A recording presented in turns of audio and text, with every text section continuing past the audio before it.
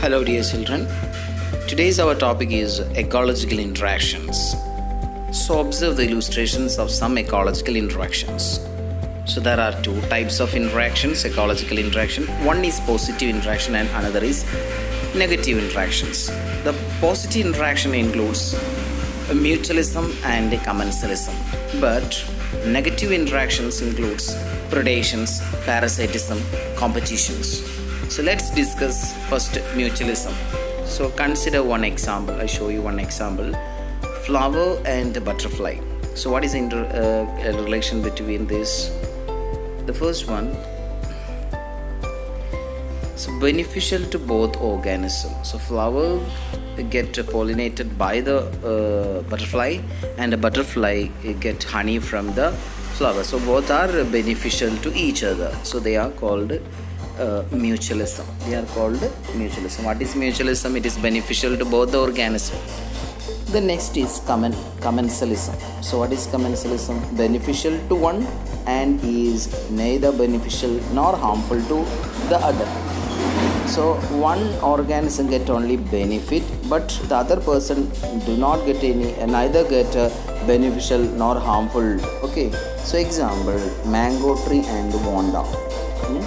So look at this example, mango tree and Wanda. So they are living on the host mango tree, but they are called, Wanda is called epiphytes, which need a host to complete their life cycle. Then Wanda can independently take the nutrients from the atmosphere for making photosynthesis. But mango tree neither get any benefit nor get any harmful from Wanda. Okay, so this relationship is called commensalism. Then other example for negative interactions. First one, predations. Predation. Example, yes, deer and tiger. So deer and tiger, among these interactions, the tiger get beneficial and the deer will be the food of predators. Okay, only one person of organism get a beneficial. Prey becomes the food of the predators. So what is parasitism? So parasitism is the beneficial to one and harmful to the other. So let's take an example for parasitism: mango tree and yes, Loranthus. So actually these ectoparasites are live on the external part of the mango tree. So what will take it? It takes the nutrients from the mango tree and partially make a damage. So that relationship is called parasitism. Parasitism means one organism get benefit, other one harmful. So what is competition? Better example, paddy and wheats. Harmful to both in the beginning and beneficial to one who wins. Okay, then conclusion of this section of ecological interactions. There are many. These interactions maintain the balance and stability of the ecosystem. These interactions maintain the balance and stability of the ecosystem. Then next, another point. The ecosystem become more stable. Ecosystem become more stable as the biodiversity or diversity of ecological interaction and biotic factors increases. So that 2 points are important. So next we move on to diverse ecosystem. That means different varieties of ecosystem. Okay, start with the forest, ocean, grassland. Then next to desert, wetland, tundra. Different types of ecosystem.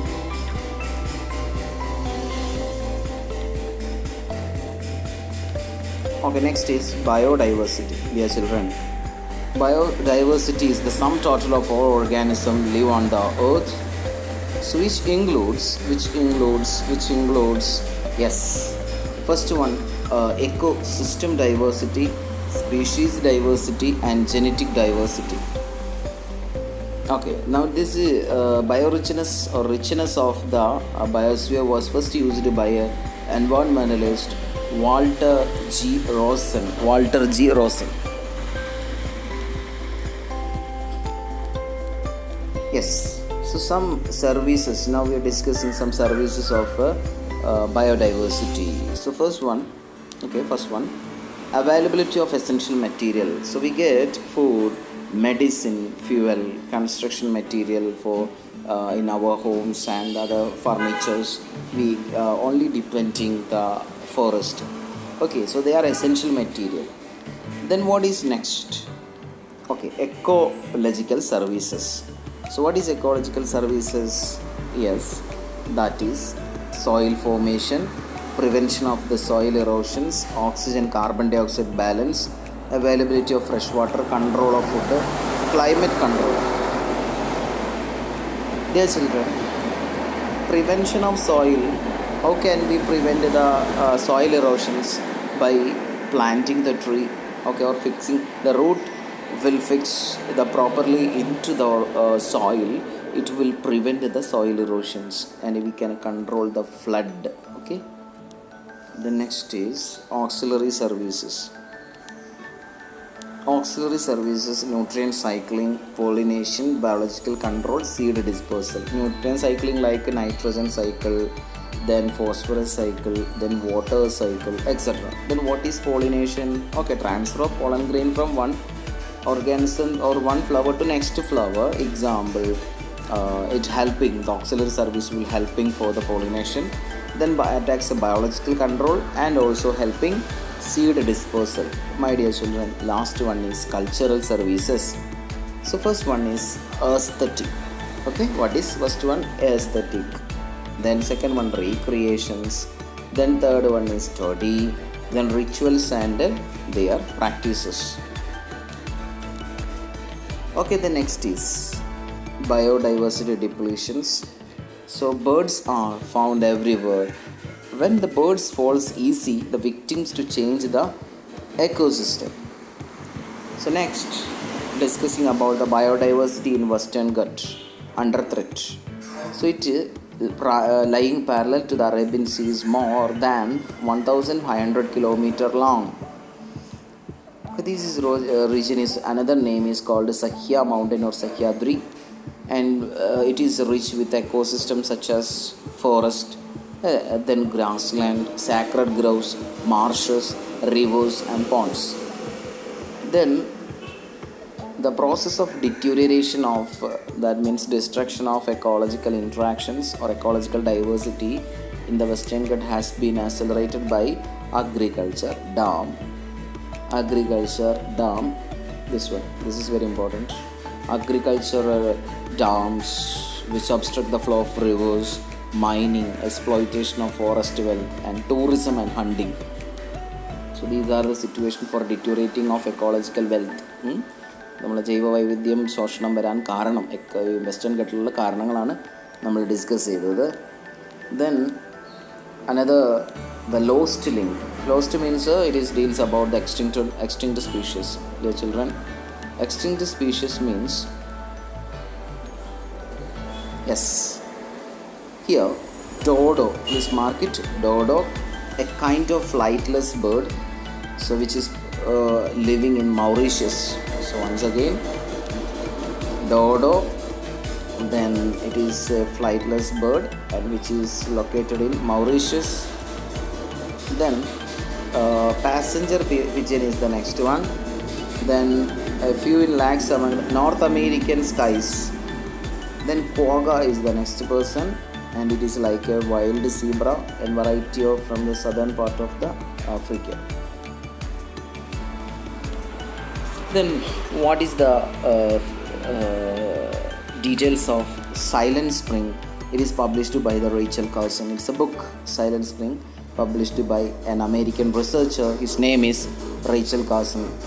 See, he is working against the over usage of DDT, and he pointed out that birds and other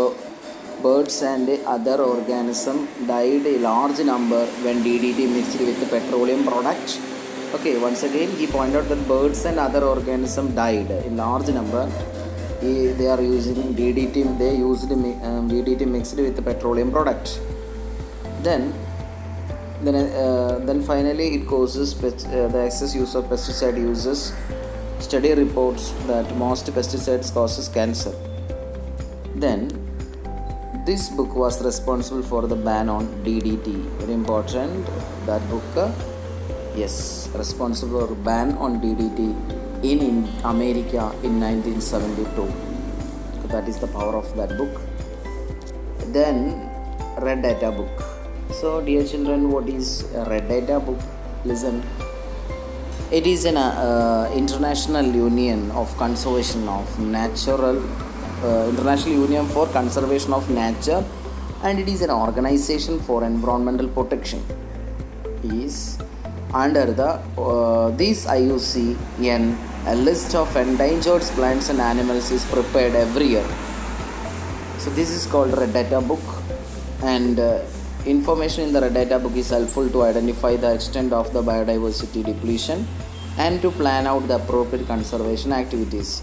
So how much നമ്മൾ എത്രത്തോളം depth ഉണ്ട് നമ്മുടെ red data means biodiversity exploitation, ജൈവദേശത്തിന് എത്രത്തോളം ആപത്ത് അല്ലെങ്കിൽ ആഘാതം സംഭവിച്ചിട്ടുണ്ട് എന്നുള്ളതും, and also how to plan or plan out different activities, appropriate activities for maintaining, നമ്മൾ ആ ഫർദർ അവരുടെ പ്രിവെൻഷന് നമ്മൾ എന്തെല്ലാം കരുതണമെന്നും നമ്മൾ ഈ ഒരു റെഡ് ഡാറ്റ ബുക്ക് ഒന്ന് റെഫർ ചെയ്താൽ നമുക്ക് മനസ്സിലാവും.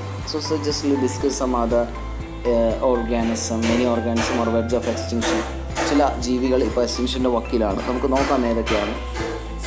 സെറാക്ക indica Ashoka tree, then another one മരമഞ്ഞൾ tree turmeric, Malabar civet cat, Nilgiri tahr, then lion tailed macaque, Malabar hornbill. Okay, then next is in situ conservation, and ex situ conservation is the procedure for protecting or conserving the biodiversity. So first one, in situ conservation. So first one is wildlife sanctuary. So what is wildlife sanctuary? These are the area declared as a protected area to prevent the extinction of wild. So it is the protection of wild animals. Some examples are Pepara, Periyar and Wayanad. So Pepara, Periyar, Wayanad are example for wildlife sanctuaries. They are protected. They are forest area declared as protected area to prevent the extinction of wildlife. Okay, next is national park. National park are designed to protect wildlife along with the protection of historical monuments. So that is the difference. Natural resource and geographical features of an area. Example. So which are the example for national park? So national parks are designed for protection of wildlife along with the historical monuments. Some examples are Iravikulam, Silent Valley, Anamudi Chola, Madhigattan Chola, then Pampadin Chola. Okay, next one is community reserve. So what is community reserve? Community reserves are protected with the participation of പബ്ലിക്കിൻ്റെ ഹെൽപ്പോട് കൂടിയിട്ടാണ് community reserves ചെയ്യുന്നത്. Then these are the ecologically important places located in populated areas. Example, Kadalundi Community Reserve. Then Biosphere Reserve. These are the vast region designed with the aim to protect the world's important ecosystem. Biodiversity, genetic resources like the biosphere reserve, genetic resources, full stop. Then biosphere reserve like the Nilagiri and Agastyakoodam included as belonging to the Kerala too. So once again, there are vast region designed with an aim to protect world's important ecosystem, biodiversity and genetic resources. So an example, Nilagiri, then Agastyakoodam. So what is sacred grove? Dear children, sacred grove means these are the small area of biodiversity protected in the region inhabited by human beings. Okay. Then due to change in the lifestyle, many of these which are highly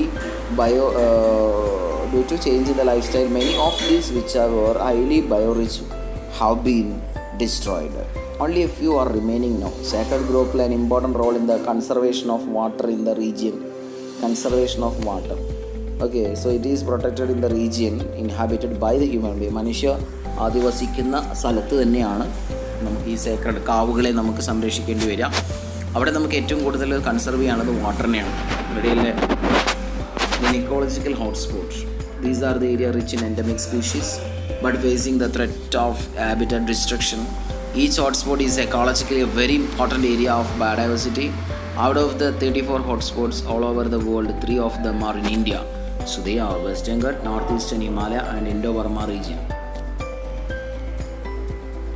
Okay, then another side, ex situ conservation, zoological garden. So what are the peculiarities of zoological garden? So we can protect the ecosystem, protect the organism outside the ecosystem. Example, zoological garden. The first point, these are the conservation centers. Different varieties of animals are protected and housed separately, and necessary arrangements are made available for their reproduction. Okay, so these are the special conservation center where the different varieties of animals or different types of animals are protected and housed, caged separately. ഒരു പ്രത്യേകം കേജസിലോ അല്ലെങ്കിൽ separate ആയിട്ട് ഒരു കൂട്ടിലോ അവരെ നമ്മൾ protect ചെയ്തിട്ടുണ്ടാവും. Then we can necessary arrangement are made available for their reproductions. They also function as conservation center of organisms which have become extinct in wild. There are zoological garden at Thiruvananthapuram and Thrissur in Kerala. Trivandrum and Thrissur zoological gardens examples. Then next, botanical garden. These are the wide research center where rare and important plants of diverse species are protected. Botanical ഗാർഡനിൽ നമ്മൾ rare പ്ലാന്റ്സിനെയാണ് നമ്മളിവിടെ rare or live ആയിട്ടുള്ള പ്ലാന്റ്സിനെയാണ് നമ്മളിവിടെ protect ചെയ്യുന്നത്. Diverse species ഇവിടെ available ആണ്. ഇതിനും പ്രധാനമായിട്ട് ഐഡൻറ്റിഫിക്കേഷൻ പർപ്പസിനും അതുപോലെ സ്റ്റഡി പർപ്പസിനും വേണ്ടി മാത്രമാണ് ബൊട്ടാണിക്കൽ ഗാർഡൻ ഉള്ളത്. So example, Jawaharlal Nehru tropical botanical garden and research JNTBGRI research institute at Palode, that is in Thiruvananthapuram, and Malabar Botanical Garden at Olavanna in Kozhikode examples. Then what is last one? Gene bank. So these are the research center with the facility to collect seeds and gametes. So gene bank inde pratyekada ennu parnattu they are able to collect and seed and gametes to preserve them a long time. Organism can be created out of them whenever required. Appo nammal when we need their presence, we can again recreate that particular organism. So example, Rajiv Gandhi Center for Biotechnology at Trivandrum. So these are the two types of conservation method, ex situ and in situ. So in situ conservation method consists of wildlife sanctuaries, national park, community reserve, bioreserve, hotspot. Then zoological park. So here the wild animals are protected in separate cages, and we can available particular arrangements are made for their reproduction. Example, Trivandrum and Thrissur zoological park. Then botanical garden research center, the rare and important plant species are living. And example, Jawaharlal Nehru Tropical Botanical Garden Research Institute and Malabar Botanical Garden at Olavanna in Kozhikode. What is gene bank? So this is a research center which facilities to collect seeds and gametes to preserve them for a long time. Organism can be recreated out of them whenever required. Rajiv Gandhi Center for Biotechnology at Thiruvananthapuram is an example. So in this chapter, the last two terms are IUCN and WWF. These are the organizations and institutions. So first one, IUCN, International Union for Conservation of Nature. It's a Switzerland-based independent organization working for the protection of biodiversity. World Wide Fund for Nature. Biodiversity conservation, prevention of exploitation and pollution of natural resources are the subject of WWF. Prevention of exploitation and pollutions of natural resources are the objectives. പ്രകൃതി വിഭവങ്ങളെ ചൂഷണം ചെയ്യുകയോ തടയുകയോ എന്നതിനൊക്കെ ഉള്ള ഒരു പദ്ധതി അല്ലെങ്കിൽ ഒരു organisation പോലെയാണ് നമ്മൾ WWF എന്ന് പറയുന്നത്. Prevention of exploitation and pollution of natural resources are the objectives of WWF. Its headquarters is Switzerland again. Okay, these are the important points in this chapter. Thank you.